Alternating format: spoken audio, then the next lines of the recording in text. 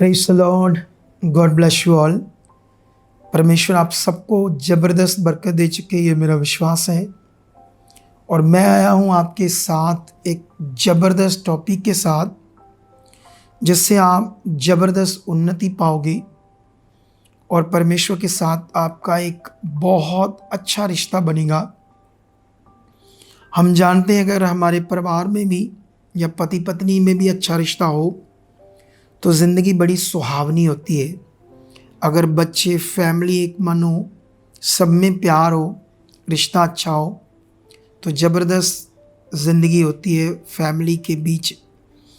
मेरे पास ये मूसा का एक ज़बरदस्त टॉपिक है जिसे आपने पूरा सुनना है और समझना है, क्योंकि इसमें आप लोगों के लिए कई सारी ऐसी बातें हैं जिनसे आप नेक्स्ट लेवल में बढ़ सकते हो और ज़बरदस्त उन्नति करके अपने मन को राइट परमेश्वर के साथ रख सकते हो। क्योंकि एक चीज़ को याद रखना परमेश्वर के प्रिय लोगों, हमें अपने आप को परमेश्वर के साथ राइट बनाना और सही डायरेक्शन में बने रहना, यही हमारा लाभ है और उन्नति है। इसी से हम बहुत आगे जाएंगे, परमेश्वर के भेदों को, बातों को और अनुग्रह को और अपने जीवन में प्रकट कर सकते हैं।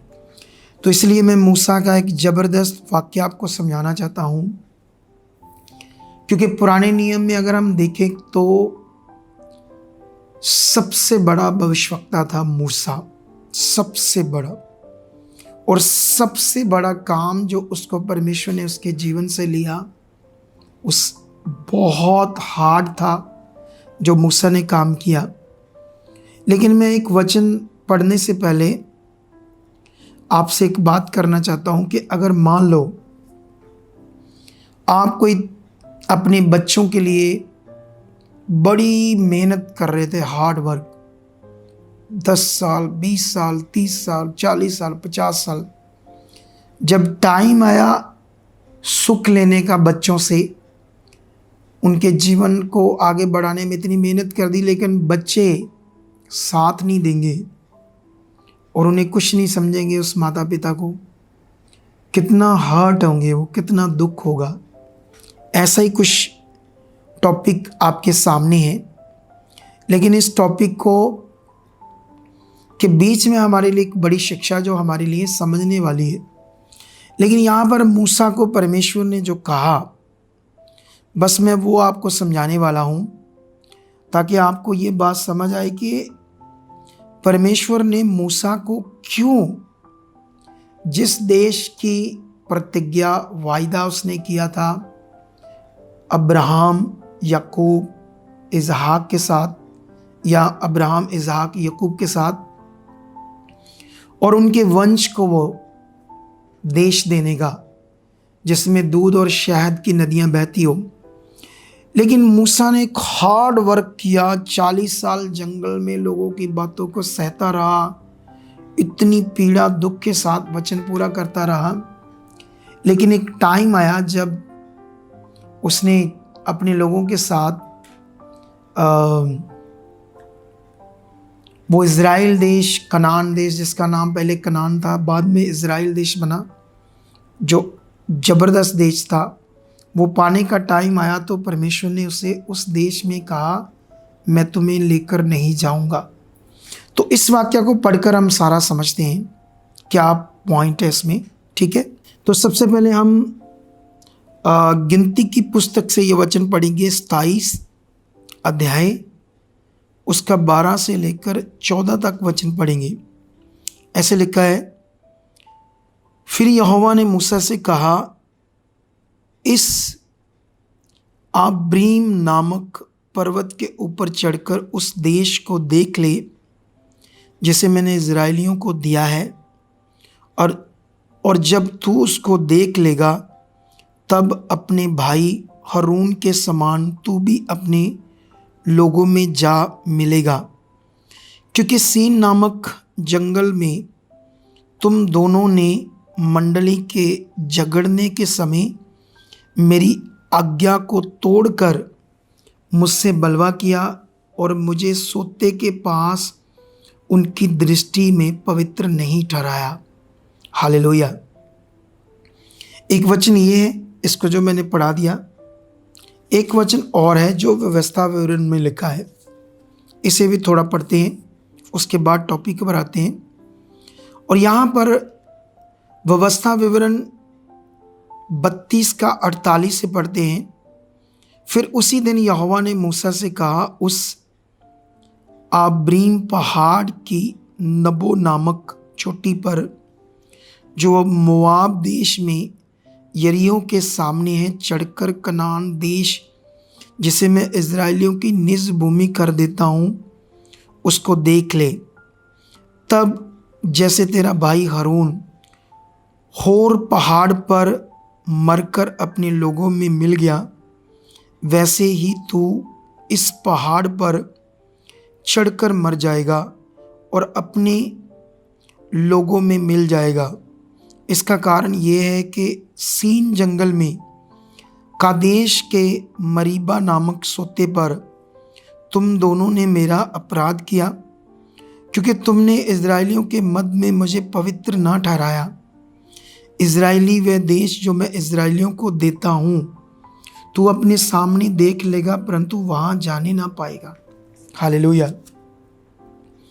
अब मैंने एक ही बात को दो जगह पर पढ़ा, तो ये एक बड़ा विषय है जो हमारे समझने के लिए है कि परमेश्वर ने क्यों मूसा को कहा कि तुम लोगों ने इज़राइलियों के सामने मुझे उनके मध्य में पवित्र नहीं ठहराया।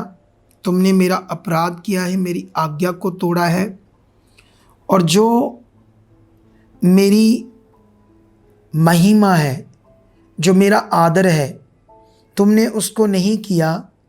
तो इसलिए अब तू भी हारून की तरह उस देश को नहीं देख पाएगा जिसके लिए इज़राइली रात दिन एक ही सोच में है कि वो दूध और शहद की बहती नदियों वाला पावरफुल देश, जो हमारा निज देश होगा, निज स्थान होगा, जहाँ हम चैन और सुख के साथ रहेंगे, और वो खुदा हमें देगा, यहोवा।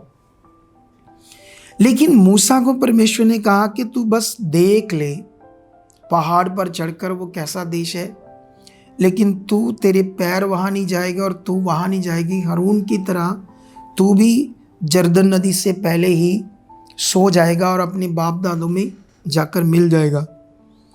अब इस वचन को क्यों हमने समझना है, क्योंकि हमारे लिए ये बड़ा पावरफुल है। और इसके लिए अब हम एक जगह पर और जाते हैं, वो वचन है 20, गिनती 20 अध्याय में हम शुरू करेंगे इस वचन को पढ़ना। पहले महीने में सारी इज़राइली मंडली के लोग सीने नामक जंगल में आ गए और कादेश में रहने लगे, और वहाँ मरियम मर गई और वहीं उसको मिट्टी दी गई। वहाँ मंडली के लोगों के लिए पानी ना मिला, इसलिए वे मूसा और हारून के विरुद्ध इकट्ठे हुए, और लोग ये कहकर मूसा से झगड़ने लगे, भला होता कि हम उसी समय ही मर गए होते जब हमारे भाई यहोवा के सामने मर गए, और तुम यहोवा की मंडली को इस जंगल में क्यों ले आए हो कि हम अपने पशुओं समेत यहाँ मर जाएं। और तुमने हमको मिस्र से क्यों निकाल कर इस बुरे स्थान में पहुँचाया है। वहाँ तो बीज या अंजीर या दाखलता या अनार कुछ नहीं है, यहाँ तक कि पीने को कुछ पानी भी नहीं है। तब मूसा और हारून, इस वाक्य को ध्यान से सुनना, मंडली के सामने से मिलाप वाले तंबू के द्वार पर जाकर, मतलब परमेश्वर का जो भवन है, मिलाप का तंबू, जो तंबू का भवन था, मुंह के बल गिरे और यहोवा का तेज उनको दिखाई दिया। तब यहोवा ने मूसा से कहा, उस लाठी को ले और तू अपने भाई हारून समेत मंडली को इकट्ठा करके उनके देखते उस चट्टान से बातें कर।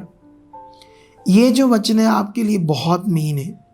ये वचन जो ऐसे लिखा हुआ है, इसको इंग्लिश में कहते हैं, जो लिखा चट्टान से बातें करना, स्पीक टू द रॉक, तब वह अपना जल देगी, वो चट्टान पानी देगी। इस प्रकार से चट्टान में से उनके लिए जल निकलकर मंडली के लोगों और उनके पशुओं को पिला। यहोवा की इस आज्ञा के अनुसार मूसा ने उसके सामने से लाठी को ले लिया। मूसा और हारून ने मंडली को उस चट्टान के सामने इकट्ठा किया।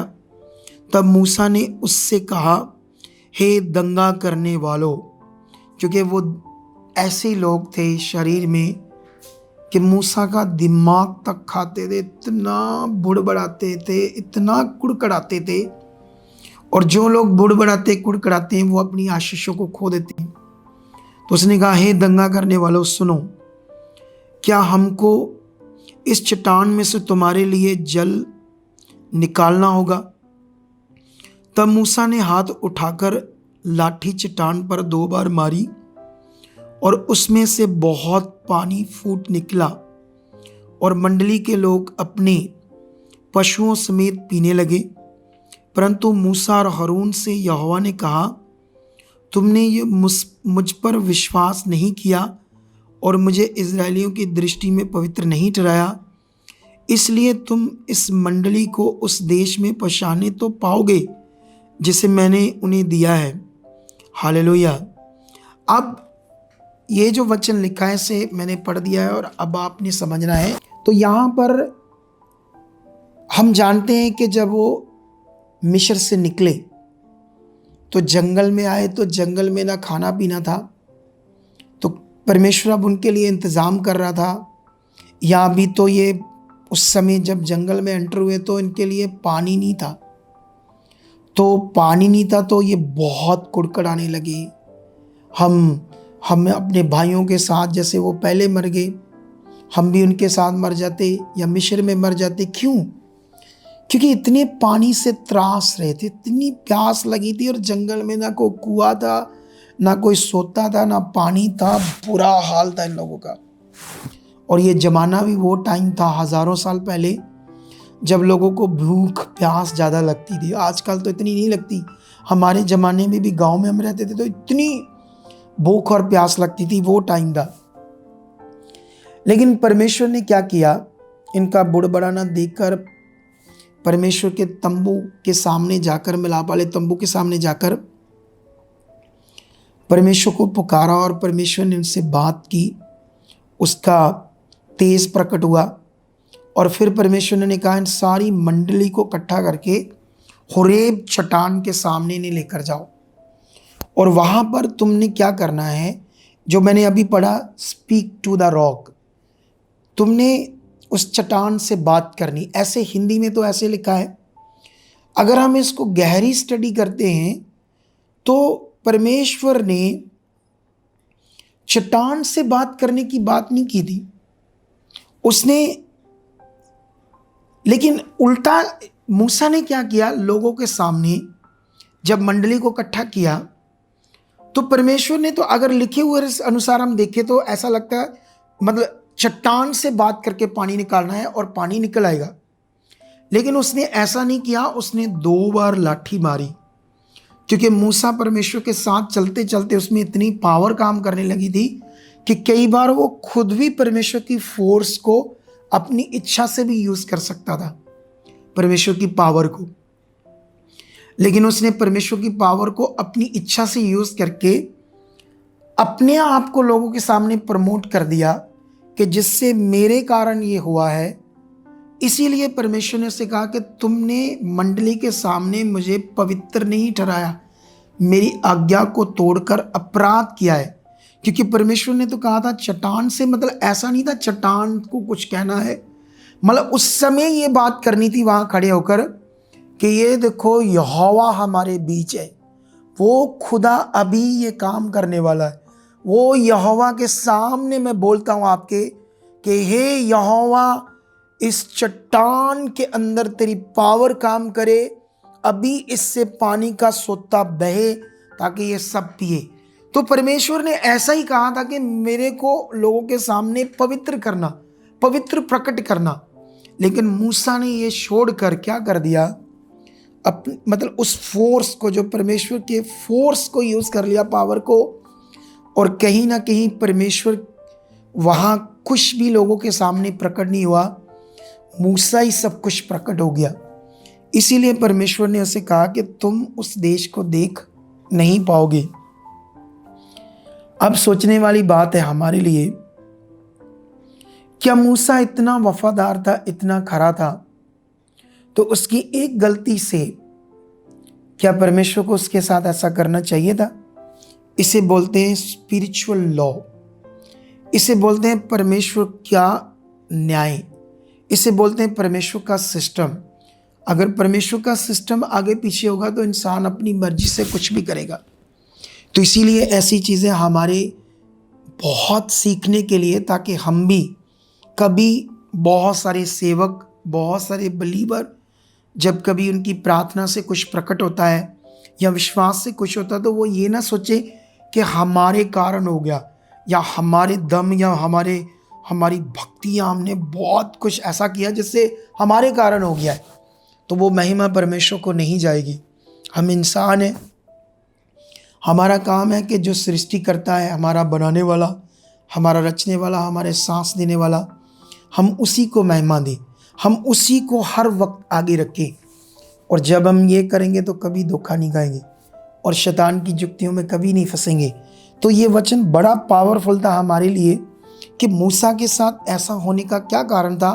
बीच में जब लोग ये टीचिंग को रिसर्च करते तो ये जो बात थी ये अच्छे से लोगों के पास नहीं थी, क्योंकि यहाँ पढ़ने से तो अच्छे से समझ नहीं आता, हिंदी में, पंजाबी में, इंग्लिश में, लेकिन ये बात एक आत्मा की थी जो मैंने आपके ऊपर प्रकट की। और मैं विश्वास करता हूँ कि आप लोग और भी अपना मन परमेश्वर को दोगे। पहला स्थान, फर्स्ट जो प्रायोरिटी होती है वो परमेश्वर को दोगे, आप ज़्यादा ऊंचा किए जाओगे। इस वचन से आपको समझ आएगी कि परमेश्वर की इच्छा में रहना, उसकी छाया में रहना हमारे लिए भला है। तो खुदा इस वचन के साथ आपको बहुत ज़्यादा बरकत दे चुका है। ये वीडियो आपको बुधवार मॉर्निंग मिलेगी, और मिलते हैं थर्सडे की ज़बरदस्त मीटिंग में, जो हमारी 21 दिन का जो दर्शन है उसका फाइनल डे है। थर्सडे मीटिंग ज़बरदस्त हीलिंग मीटिंग होगी, सुबह 10 से लेकर वही 3, 3:30 जितना भी टाइम होता है। हम उस दिन शाम को कोई प्रेयर नहीं है, तो आप समय से पहले आकर अपनी जगह को सुनिश्चित कर लेना। उस दिन खुदा बड़े काम करने वाला है। इस वचन के द्वारा खुदा आपको बरकत दे चुका है। आमीन, आमीन, आमीन।